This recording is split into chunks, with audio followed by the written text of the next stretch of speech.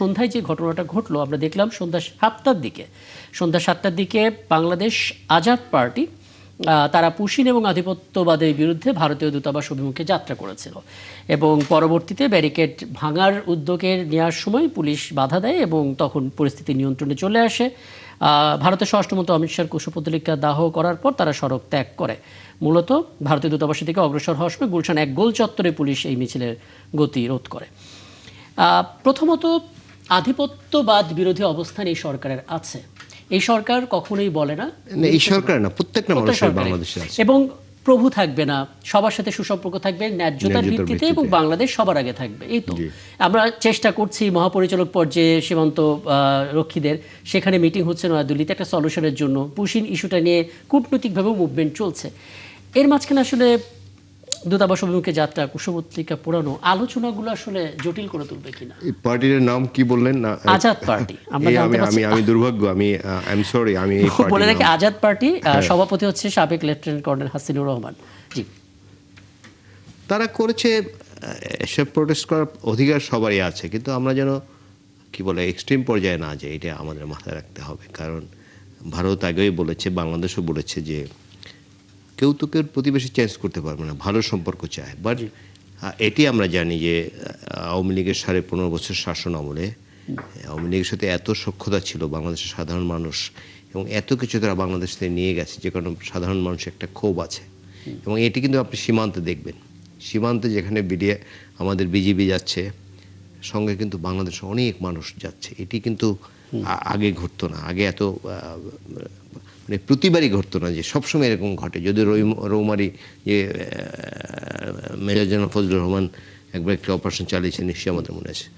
সুতরাং আমি যেটি বললাম যে অন্তর্বর্তীকাল সরকারের আমলের সম্পর্কটা তলানিতে গিয়ে ঠেকেছিল আমরা জানি, এবং তারপর কিন্তু নয়াদিল্লি বলেছে যে আমরা নির্বাচিত সরকারের সঙ্গে ভালো সম্পর্ক করতে চাই। এবং বাংলাদেশে তো আপনি জানেন যে ন্যায্যতার ভিত্তিতে সব দেশের সঙ্গে সম্পর্ক চায়, সবার সঙ্গে বন্ধুত্ব, কারোর সাথে সত্যতা নয়। কিছু সিমটম আছে আপনি দেখবেন বাংলাদেশে এখন যাকে হাই কমিশনার দেওয়া হয়েছে তিনি কিন্তু খুব হাই প্রোফাইলের পলিটিশিয়ান, দীনেশ ত্রিবেদী। হ্যাঁ, তিনি কিন্তু পূর্ণমন্ত্রী ছিলেন।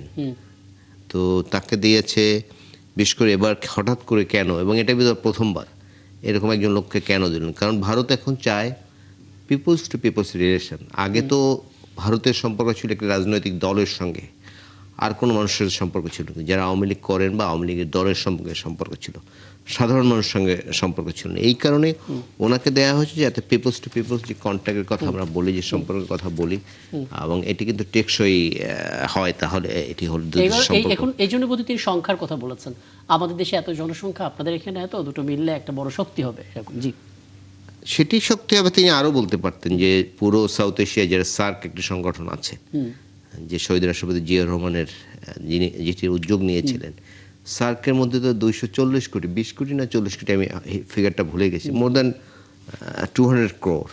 তো সেটি হলে তো, সেটি শক্তিশালী করলে তো এটি একটা বিরাট পাওয়ার। কিন্তু ভারতের কারণে সেটি কিন্তু হচ্ছে না। ভারতে আরও নানা সীমাবদ্ধতা রয়েছে, ভারতের যে প্রতিবেশী দেশ। আমি আপনার কাছে কেবল এটুকু জানতে চাই, ধরুন একটা সলিউশনের দিকে যদি আমরা নেগোসিয়েশন করি, প্রতিবাদ তো হতেই পারে, কিন্তু প্রতিবাদের ধরনটা আসলে, কিন্তু প্রতিবাদ কে করলো, দ্যাটস ইম্পর্টেন্ট। এটি তো কোনো বড় দল করে না, এটি বিএনপি করে নেয়, বিএনপি তো করবেই না, তারা সরকারে আছে। জামাত করে নেয়, এনসিপি করে নেয়, বা অন্য যেসব দলের, আমি যেমন সরি বললাম যে দলের নামই আমি কোনোদিন শুনিনি। এসব ছোটোখাটো দল মাঝে মাঝে অনেক কিছু করতে চায়, সীমান্ত দখল করতে যেতে চায়, 7 সিস্টার ভেঙে দিতে চায়, এগুলো তারা দায়িত্বশীল দল তো এগুলো বলতে পারে না। হ্যাঁ, ব্যারিস্টার সাজ্জাদ আলী চৌধুরী, যদি আপনি এই মতামতটা একটু দেন, মানে ছোটোখাটো দল তারা এই কাজ প্রতিবাদ জানাচ্ছে, ঠিক আছে। এখন ভারতের গণমাধ্যম যেগুলো আছে তারা কিন্তু এখানে ছোট কিছু হলে বড় কিছু করে সেগুলো তুলে ধরার চেষ্টা করে, টুকটাক, এটা আমরা জানি। মাঝে মাঝে কিছু রিউমারও ছড়ায়, যেটার ফ্যাক্ট চেক আমরা এখান থেকে করার চেষ্টা করি। আজকে যে ঘটনাটা ঘটলো, প্রতিবাদ জানানোর ক্ষেত্রে একটু কি ভিন্ন পথ অবলম্বন করা যেত? মানে আমরা কণ্ঠস্বর জোরালো রাখতে পারি, কিন্তু দূতাবাস অভিমুখে যাত্রা, কুশপুতলিকা দাহ করা, 7 সিস্টার্স নিয়ে এখনই কথা বলা, মানে কি বলবেন আসলে? আপনার একটা অবজারভেশন। জি, ধন্যবাদ। সত্যিকার অর্থে প্রতিবাদটা খুবই জরুরি ছিল। এখন কে করেছে সেটা গুরুত্বপূর্ণ বিষয় না। বিএনপি যেহেতু এখন সরকারে আছে, তাদের পক্ষে এটা অবশ্যই একটা জটিল সিদ্ধান্ত, এবং জামাত যেহেতু বিরোধী দলে আছে, তারাও যদি করতে যায় তাহলেও সেটা ভারত নেগেটিভলি অনেক সময় সেটা তাদের বা যেটা মিডিয়া সেখানে কিন্তু প্রচার করতে থাকে। এখন প্রতিবাদটা কে করেছে সেটা বিবেচ্য বিষয় না, প্রতিবাদটা করেছে কেউ একজন। কারণ প্রতিবাদ না হলে সমস্যা। দেখেন কয়দিন আগে তাদের নতুন একজন বাংলাদেশে তাদের অ্যাম্বাসেডর আসলেন, আসার পরে উনি দুই দেশের জনসংখ্যা 160 কোটি টাকার একটা 160 কোটির একটা সংখ্যা বললেন যে দুই দেশকে তারা একভাবে জনগণকে ট্রিট করছে। কিন্তু তারপরের দিনে জনাব জাহেদকে, যিনি প্রধানমন্ত্রীর উপদেষ্টা, তাকে কিন্তু ভারতে ঢুকতে দিলেন না, একটা অমর্যাদাকর সিচুয়েশন করে আবার বাংলাদেশে তার ফিরে আসতে হলো। এরপর দেখেন এর পরিপ্রেক্ষিতে কিন্তু আমরা হয়তো সেভেন সিস্টারের কথা বলছে যারাই বলুক, কিন্তু তারা তো আমাদের রংপুর দখল করার কথা বলছে, তারা তো বাংলাদেশের আরো কিছু সীমান্ত দখল করার কথা বলছে। এখন তারা তো স্টপ করছে না। মর্যাদা তারা যখন একটা কথা বলে সেটার অবশ্যই রিপ্লাই আমাদের থেকে হওয়া উচিত। যখন এটা হবে না তখন বুঝতে হবে আমরা তাদের কথাগুলোকে আমরা অ্যাকসেপ্ট করছি এবং আমরা ভীত, এবং পৃথিবীতে কিন্তু ভীত মানুষের জায়গা নেই।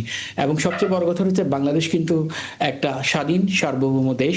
এখন এখানকার মানুষগুলো কিন্তু কারো কৃপায় বেঁচে নেই, সবাই নিজের সম্মানের সাথে বেঁচে থাকতে চায় এবং থাকবে, কার পরাধীনতার মধ্যে দিয়ে থাকতে চায় না, যেটাই জুলাইয়ে রিফ্লেক্ট হয়েছে। এবং যার কারণে এখানে এই যে ছোট করে একটু বলে যদি সুযোগ দেন, মানে আমরা দেখতে পাচ্ছি সরকারের দিক থেকে কিছুটা জোরালো বক্তব্য তো আছে, কারণ বিজিবি যেভাবে একজনকেও আসলে বাংলাদেশে ঢুকতে দেয়নি এবং তারা যে শক্ত অবস্থান নিয়েছে এটা তো আমরা আগে দেখিনি। কিছুটা তো মানে আমরা দেখতে পাচ্ছি যে বাংলাদেশকে সামনে রেখেই কাজগুলো হচ্ছে এবং দাবিটা চোখে চোখ রেখেই বলা হচ্ছে। সেই জায়গা থেকে প্রতিবাদটা এত মানে কুশপুত্তলিকা দাহ করা বা দূতাবাস অভিমুখে গিয়ে সেখানে সমাবেশ করা, এই পর্যায়ে যাওয়াটা এখনই ঠিক কিনা? জি, সেটা ঠিক এই জন্যই, কারণ দেখেন কয়দিন বাংলাদেশে কিন্তু প্রতিদিন, সবগুলো হয়তো আসছে না, প্রতিদিন কিন্তু পুশিনের চেষ্টা করা হচ্ছে, এবং একটা সীমান্তে না হলে অন্য সীমান্তে করা হচ্ছে। বিজিবির সাথে আপনি একটু আগেই বলছেন, সম্মানিত আরেক আলোচক যিনি বলছেন স্টুডিওতে যিনি আছেন, যে আমাদের জনগণরা সেখানে পার্টিসিপেট করছে। দেখেন এই জনগণের পার্টিসিপেশনটাও একটা প্রতিবাদ, এবং সেটা করতে গিয়ে আপনি দেখবেন ভারতের কিছু জনগণের সাথে বাংলাদেশের কিছু জনগণের কিন্তু ইট পাটকেল নিক্ষেপ, মারামারি, অনেক কিছু হয়েছে। এখন দেখেন এটা কিন্তু রেগুলার ঘটনা হয়ে গেছে। সীমান্তে হত্যা, তারপর হচ্ছে গিয়া পুশিন, একজন আরেকজনকে অসম্মান করে কথা বলা, এবং সেটা কিন্তু ভারতের পক্ষ থেকেই রেগুলারলি হচ্ছে, খুব ন্যাক্কারজনকভাবে হচ্ছে। এটা কিন্তু বাংলাদেশের জনগণ কিন্তু নিতে পারছে না। এবং এরপর তো ইকোনমিক্যাল ডিসক্রিপেন্সি তো আছে, আমাদের নিরাপত্তা ইস্যুগুলো তো আছে। এখন এগুলো তো কেউ না কেউ প্রতিবাদ করতে হবে। হ্যাঁ, এখন আপনি বলতে পারেন কুশপুত্তলিকা দাহ অথবা ভারতের এমবেসির সেখানে যাওয়া, হ্যাঁ তার আগে তারা হয়তো স্মারকলিপি দিতে পারতো, আরো অনেক কিছু করতে পারতো শান্তিপূর্ণ ভাবে, কিন্তু প্রতিবাদটা হওয়া জরুরি ছিল। হ্যাঁ, আরেকটা বিষয় একটু বলবেন, তারপরে আমি জনাব শামসুজ্জামান দুদুর কাছে যাব। ছোট করে একটু বলবেন ব্যারিস্টার সাদেক আলী চৌধুরী, প্রথমত সরকার 6টি গুরুত্বপূর্ণ দায়িত্ব পালন করছে, এর পরবর্তীতে আরও আনুষঙ্গিক বিষয় আছে। তার ভিতরে সবচেয়ে গুরুত্বপূর্ণ বিষয় হচ্ছে যে সরাসরি কূটনৈতিকভাবে ভারতের সঙ্গে আলোচনার চেষ্টা করছে। জাতিসংঘের একটা বৈঠকে আমরা দেখতে পেলাম পররাষ্ট্র প্রতিমন্ত্রী শামা ওবায়েদ, সেখানে তিনি কথা বলেছেন এই ইস্যুতে। আমরা আমাদের পররাষ্ট্রমন্ত্রীকে কথা বলতে দেখেছি। পাশাপাশি বিএসএফ এবং বিজেপির মহাপরিচালক পর্যায়ে নয়াদিল্লিতে একটা বৈঠকও আমরা হতে দেখেছি। অর্থাৎ যোগাযোগটা থাকছে, সেখান থেকে সমাধান বের করছে সরকার। আর কি করা যেতে পারতো যেটাকে আপনার দুর্বলতা মনে হচ্ছে? দেখুন, সরকার তার তরফ থেকে যেটা অফিসিয়ালি করা উচিত সেটা কিন্তু করছে, কূটনৈতিকভাবে যেটা করার, সেটা কিন্তু কোনো যে মেজর রিফ্লেকশন হয়েছে বর্তমানকার বিহেভিয়ারের মধ্যে তাদের, সেটা কিন্তু দেখা যাচ্ছে না। এক, দুই হচ্ছে গিয়ে বিএসএফ এবং বিজিবির মধ্যেও একটা বৈঠক হয়েছে, এবং সেটার নিউজটা আমরা দেখলাম, বিএসএফ কিন্তু খুব পজিটিভলি বাংলাদেশের বিজিবিকে কিন্তু রিপ্লাই দিয়েছে, সেরকম কিন্তু কিছু দেখা যাচ্ছে না। এখন এর পরে আসলে কি আমি যেটা মনে করি সেটা হচ্ছে ধৈর্য। সে ধৈর্য ধরতেই হবে, কারণ তারা আমাদের প্রতিবেশী, বৃহৎ প্রতিবেশী এবং একমাত্র প্রতিবেশী যাদের সাথে আমাদের সীমান্ত, মানে একদম সীমান্ত আছে, দেশের সাথে লাগোয়া সীমান্ত। কিন্তু এক্ষেত্রে ধৈর্য ধরাটার সাথে সাথে আরো কিছু কূটনৈতিক তৎপরতাটা আরো ইফেক্টিভ এবং আরো ফলপ্রসূভাবে কিভাবে করা যায় সেটা মনে হয় গভর্নমেন্ট চিন্তা করতে পারে, কারণ এছাড়া আর কোনো ইস্যু নেই। কারণ এখানে তো আর এইসব প্রতিবেশীর সাথে যখন ঝামেলা হয় আন্তর্জাতিক ক্ষেত্র, মানে আপনি যদি ভেরি অফেন্সিভ হয়ে যান তাহলে কিন্তু এটা ভালো ফল একদম একদম, মানে এই কথাটাই আসলে আমি আপনার কাছে একটু জানার চেষ্টা করছিলাম যে সরকার যোগাযোগ করছে এবং তার দিক থেকে প্রতিবাদটাও জারি রাখছে, বিরোধী দল সেই প্রতিবাদের কাজটাও করছে, কিন্তু এটা যখন এখনই মানে অ্যাম্বাসির দিকে কিংবা কুশপুত্তলিকা দাহর দিকে চলে যায় তখন আসলে সেই আলোচনাটা কিছুটা জটিলতার দিকে যায় কিনা।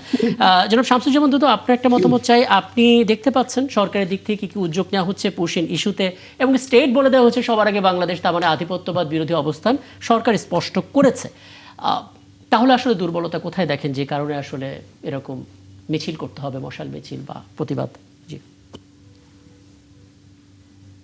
আপনাকে ধন্যবাদ। আসলে আজকে যে সন্ধ্যার সময় প্রতিবাদ মিছিল হচ্ছে, তাদের দৃষ্টিতে আজাদ পার্টির নাম আমি আগে খুব একটা শুনি নাই, তবে তারা তাদের মতো করে বলেছে, প্রতিবাদ করেছে। এই ব্যাপারে আমার অস্বস্ত নয়, সমর্থন নয়, প্রতিবাদ নয়। পুশিনের ব্যাপারে সরকার যে দৃঢ় পদক্ষেপ নিয়েছে এটাতে আমি সন্তুষ্ট। সরকারি দল হিসাবে না, বাংলাদেশের নাগরিক হিসাবে এই যে দৃঢ়তার পরিচয় দিয়েছে সেটি অত্যন্ত ধন্যবাদ পাওয়ার মতো পদক্ষেপ। শুভেন্দু বাবু, যিনি নবনির্বাচিত ওয়েস্ট বেঙ্গলের এখন মুখ্যমন্ত্রী, যে ধরনের বক্তব্য এবং যে ধরনের উস্কানিমূলক আচরণ তিনি বিভিন্ন মাধ্যমে করেছেন, যেটা আমাদের দৃষ্টিতে এসেছে, সেটাকে খুব স্বাভাবিক এটা বলা যাবে না। প্রতিবাদ যদি কিছু থাকে সেটা হবে। যেমন কুশিন এটা কোনো আইনগত ভিত্তি নয়, এটা গায়ের জোর। তারা তাদের নাগরিক, কোন দেশের নাগরিক সেটা আনুষ্ঠানিক ভাবে দুই দেশের সঙ্গে আলোচনার মধ্যে নির্ধারণ হলে বাংলাদেশের যদি কোনো দুর্বলতা থাকে তাহলে তারা অ্যাকসেপ্ট করবে, কিন্তু এটা আইনগত একটা বিষয় থাকতে হবে। আমি মনে করলাম বাঙালি মুসলমান মানে বাংলাদেশি, আরে ভাই অর্ধেকটা তো ওদিকে আমাদের এখন 20 থেকে 25 কোটি মুসলমান আছে, তার ভিতরে কম করে হলেও তো দেখা যাবে যে বাঙালি মুসলমান কম নয়। তো সেটি তো তাদের দেশের নাগরিক। আর আমাদের নাগরিকরা ওখানে কি করতে যাবে? তারা কি আমাদের থেকে ভালো অর্থনৈতিক, আইন শৃঙ্খলা বা অন্য কোনো কারণে গেলে? তো আমাদের অনেকে নিরক্ষর মানুষও তো ইউরোপ বা অন্যান্য মিডল ইস্ট বা বিশ্লেষকরা অন্যান্য কিন্তু এটা দেশে স্পষ্ট যায়। করেছে জনাব শামসুজ্জামান দুদু যে পুশিনটা যে হচ্ছে এটা পুরোপুরি তাদের দিক থেকে একটা রাজনৈতিক সিদ্ধান্ত, এবং দুইটা দেশের সম্পর্ক যখন খারাপ হয় তখন পুশিনের ব্যাপারটা চলে আসে, এটাও বিভিন্ন আন্তর্জাতিক সম্পর্ক বিশ্লেষকরা বলেন আর কি। জি, হ্যাঁ, সেই জন্য এইটি অনৈতিক এবং অপমানজনক। এটা তাদের ভাবতে হবে এটি সশস্ত্র যুদ্ধে এই দেশ স্বাধীন হয়েছে এবং লক্ষ লক্ষ মানুষ শহীদ হয়েছে, আর লক্ষ লক্ষ মা বোন তারা তাদের আগ্রহ হারিয়েছে। এই ভারতে, পাকিস্তান, বাংলাদেশ, ভারতে এত রক্ত স্বাধীনতা এবং গণতন্ত্রের জন্য আর কোনো জাতি দেয় নাই। সেটি আবার তারা যদি মাথায় রাখে। এখানে একটা ছোট্ট মৌলিক প্রশ্ন করি, যেটা কেবলমাত্র আপনি আপনার রাজনৈতিক যে অভিজ্ঞতা, যে প্রজ্ঞা, সেটা দিয়ে যদি আপনি উত্তরটা দিতে পারেন। ধরুন তত্ত্বাবধায়ক সরকারের যে সময়টা, মানে অন্তর্বর্তীকালীন সরকারের যে সময়টা আমরা ফেলে এসেছি, সেই সময়টাকে ভারতের অনেক নেতারা জিহাদি সরকার বলতেন, কিন্তু এখন নির্বাচিত যে সরকার, সেই সরকারের সময় তারা অভিবাদন জানিয়েছেন, সাধুবাদ জানিয়েছেন, পিপল টু পিপল কানেকশনের কথা বলছেন। এখন কেন পুশিন হচ্ছে? মানে এখন তারা আসলে কি চায়? না না, একটা পরিষ্কার করে কথা বলি।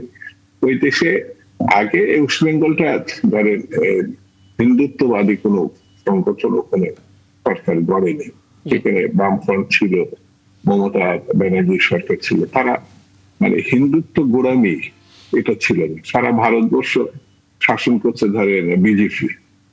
এটা মজার ঘটনা আমার কাছে রাজনৈতিক বিশ্লেষণে মনে হয় যে তারা গণতন্ত্র সবক দেয় অন্যান্য দেশগুলোকে, আমাদেরও দেয়, কিন্তু সেখানে একেবারে কট্টর হিন্দুত্ববাদী সরকার।